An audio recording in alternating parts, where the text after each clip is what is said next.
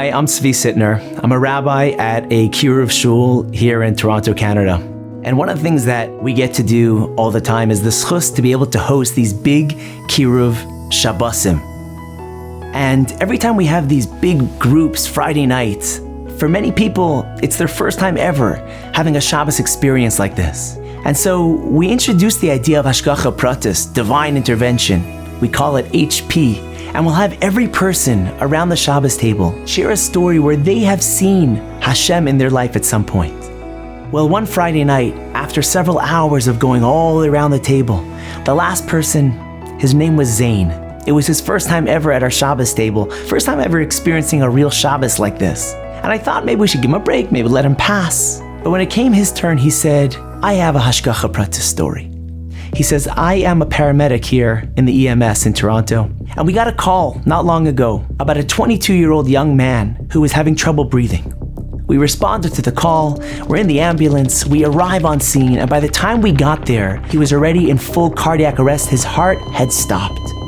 We start working on him, we're giving him oxygen, we're giving him medication, everything we can to revive this young man. And the whole time we're working on him, we load him into the ambulance. We're rushing the ambulance all the way to the hospital. We get him into this dedicated room called the resuscitation room. And we're working on him in this room the whole time. Unfortunately, it had been 55 minutes and there was still no pulse. And the doctor's about to call it. But just before he calls it, he looks over to the window and he sees the boy's mother looking in the window. And he turns to us and he says, keep on working on him.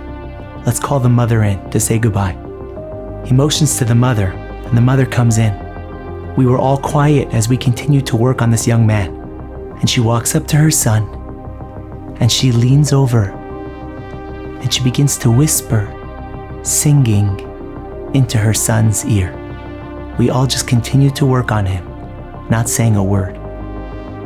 And after about a minute, all of a sudden, we hear beep, beep, and his heart had started up again.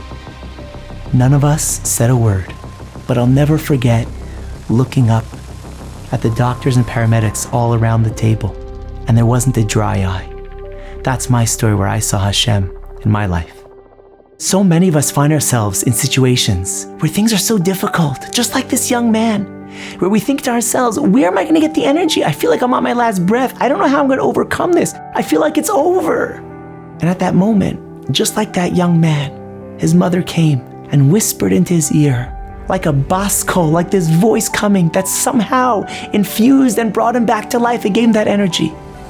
Every single one of us, we may not have our mother nearby, but we have Avinu Shebashamayim. We have our Tata in Himmel. We have HaKadosh Baruch Hu, the Almighty, that at any given moment, no matter how difficult the situation is that we're facing in life, no matter how difficult the nisayon, we know at any moment that HaKadosh Baruch Hu, keheref ayin, in a blink of an eye, can whisper something into our ear, into our neshama, into our heart, into our mind, and can infuse us with the energy to overcome even the greatest of nisyonos.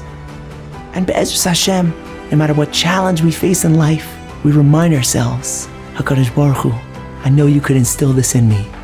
Give me the strength, give me the energy so that I can overcome this nisayon.